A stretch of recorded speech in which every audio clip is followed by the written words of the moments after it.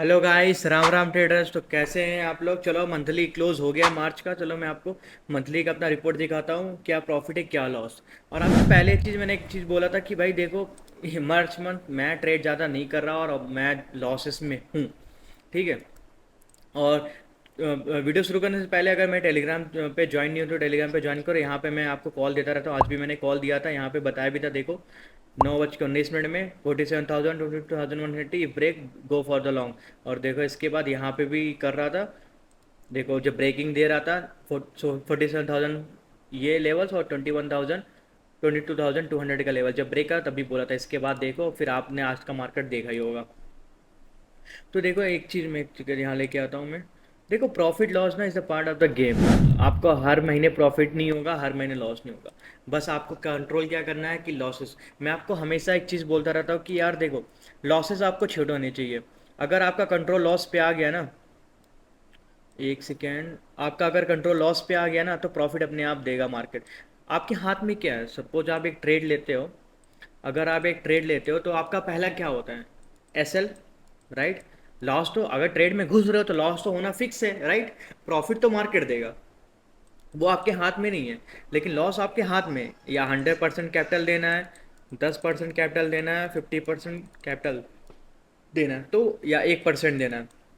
तो ये चीज़ आपके हाथ में है। और आप डीमेट अकाउंट में पैसा रखोगे तो भाई मार्केट उसमें से अपने आप से नहीं निकालेगा पैसा जब तक आप ट्रेड नहीं लोगे। तो हो मेरा मतलब कहने का समझ में आया होगा कि यार देखो, मैं हमेशा बोलता हूँ जब से चैनल स्टार्ट किया है, focus on the loss, not in the profit. हमेशा जो फोकस है ना आपका एसएल पे होना चाहिए, स्टॉप लॉस। कि आप अगर 1,000 रुपये का ट्रेड ले रहे हो तो आपका एसएल कितना होना चाहिए? 100 रुपये होना चाहिए कि 200 होना चाहिए, 500 होना चाहिए? इस पे होना चाहिए, ना कि प्रॉफिट। प्रॉफिट मार्केट देगा, आप नहीं देने वाले हो। ठीक है। और ये मत मेरा लॉसेस है अच्छा खासा। और मैं क्या किया ना, देखो जब मैं कैसे, देखो ऑप्शन बाइंग मैं करता हूँ तो हर दिन ऑप्शन बाइंग पैसा नहीं बनने वाला। ठीक है। ऑप्शन बाइंग में हमेशा पैसा नहीं बनेगा। कुछ आपको सिलेक्टिव डे होगा जिसमें आप पैसा बना सकते हो। हर दिन पैसा बनने लगा तो यहाँ पे सारे जॉब छोड़ के नहीं आ जाएंगे ट्रेड करने के लिए। हाँ भाई चलो, स्टॉक मार्केट में पैसा है, पैसा है, पैसा है। और यहाँ पे 99% लोग लॉस करते हैं, 1% ही लोग प्रॉफिट बना पाते हैं। तो मार्च मंथ मेरा लॉस है, मैं आपको पहले ही बता चुका हूँ। और मैंने ट्रेड बहुत कम किया था, मतलब एक हफ्ते से ट्रेड ही नहीं कर, आज भी ट्रेड नहीं किया था। क्योंकि क्या है ना, ऑप्शन बाइंग में ना अगर कोई एक रेंज में फंस जाता है ना, अगर यहाँ पे अगर लोगे तो आपका एसएल हिट होना तय है। मैं ना बहुत कम अब ट्रेड लेता हूँ जहाँ पे मुझे दिखता है। अगर कहीं मार्केट अगर रेंज में फंस गया ना, फिर ट्रेड अवॉइड कर देता हूँ। क्योंकि साइड में मार्केट में ऑप्शन बाइंग को पैसा मिलता नहीं। अगर मार्केट ऊपर भी जाता है ना तो क्या, अगर स्लोली स्लोली गया तो डीके हो जाता है, डीके से आपका एसएल हिट हो जाता है। तो जब तक ऑप्शन बाइंग पैसा तब कमाएगा जब तक ऑप्शन सेलर का पैसा, मतलब एसएल हिट होगा, तभी जाके ऑप्शन बाइंग लोग पैसा बनाना चालू करेंगे। चलो मैं आपको रिफ्रेश कर देता हूँ और आपको दिखाता हूँ मार्च मंथ कैसा मेरा पूरा महीना मतलब बेकार से गया। बस इतना अच्छा है कि मैंने हमेशा लॉस पे कंट्रोल किया। देखो, प्रॉफिट ना दे चलेगा लेकिन मेरा लॉस बढ़ा नहीं हो। चलो मैं आपको यहाँ पे कर देता हूँ मार्च मंथ का। ये देखो यहाँ पे 21,000 का लॉस है। मैं आपको फिर से रिफ्रेश कर देता हूँ, आप लोग बोलते हो रिफ्रेश नहीं करते। मैं आपको यहाँ पे दिखा देता हूँ फ्यूचर एंड ऑप्शन 1 मार्च से 31। फिर से क्लिक कर दिया मैंने। अब यहाँ पे देखो, मतलब मेरे बस 3 दिन प्रॉफिट है, बाकी सारे रेड है। ठीक है। और मैं कंटिन्यू अभी तो ट्रेड भी नहीं ले रहा। मतलब यहाँ से कितना हो गया, 1 2 3 4 5 6 7 8 9 10। ठीक है, 3 4 5 6 7 8 9 10, 11 11 दिन से तो मतलब अगर मान लो वीकली, तो एक हफ्ते से अगर ट्रेडिंग डे मिला तो एक हफ्ते से तो ट्रेड मिल रहा। क्योंकि मैं आपको पहले ही बोला था बैंक निफ्टी 1,000 पॉइंट में रेंज में है, जब तक ट्रेड नहीं लूँगा। फिर जब मैंने सिर्फ बोला था कि भाई 500 पॉइंट का रेंज है, इसके बाद आज था अपॉर्चुनिटी था लेकिन मैं नहीं ट्रेड लिया। मैंने बोला ये मार जाने दो।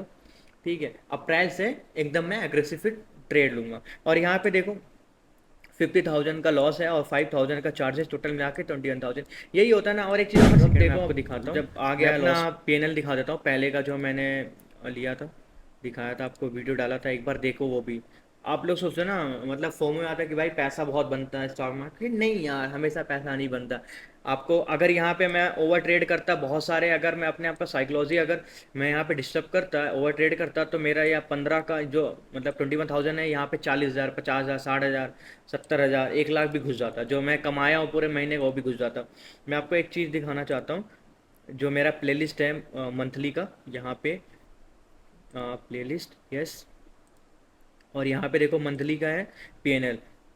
एक सेकेंड दिखाता हूँ मैं वीडियो। यस, अब देखो यहाँ पे पहला जो जनवरी मंथ था वहाँ पे 1 लाख का प्रॉफिट, ठीक है।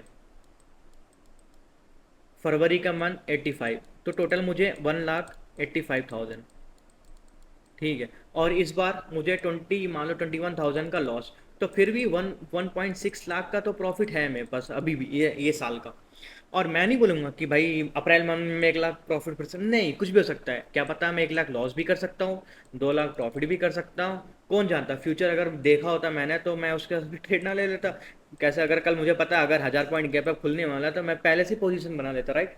मतलब मेरे कहने का मतलब समझ रहे हो कि हर दिन आपको प्रॉफिट नहीं होगा और हर दिन आपका लॉस नहीं होगा। बस आपको हमेशा बोलता हूँ, प्रॉफिट छोटे छोटे छोटे छोटे चलेगा, लॉस बड़ा नहीं होना चाहिए। क्योंकि अगर मेरा मैक्सिमम है, अगर लॉस देखोगे यहाँ पे 13,000 का लॉस है, ठीक है, उसके अगेंस्ट में मुझे 5,000, यहाँ पे 7,000 का प्रॉफिट है, इसके बाद लॉसेस है। फिर मैं समझ गया यहाँ पे कि और ट्रेड लेने का मतलब। इसके बाद देखो लॉसेस मैंने बहुत छोटे छोटे लिए, क्वांटिटी कम कर दिया, 800, 235, मतलब बहुत कम कर दिया, ठीक है।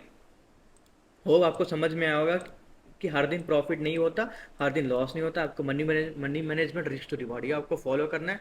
और लॉन्ग टर्म का प्लान करके बैठना है कि नहीं बस 6 महीने आए, 1 लाख प्लान कर लिए, 1 लाख से मैं 10 लाख बना दूंगा फिर चला जाऊंगा, या 1 लाख से 1 करोड़ बना दूंगा चला जाऊंगा। फिर ऐसे स्टॉक मार्केट ना, जो 1 लाख आप लगाए वो भी चला जाएगा, फिर रोते रहोगे, फिर बोलोगे स्टॉक मार्केट गैम्बलिंग है, फिर ब्लेम करोगे स्टॉक मार्केट को।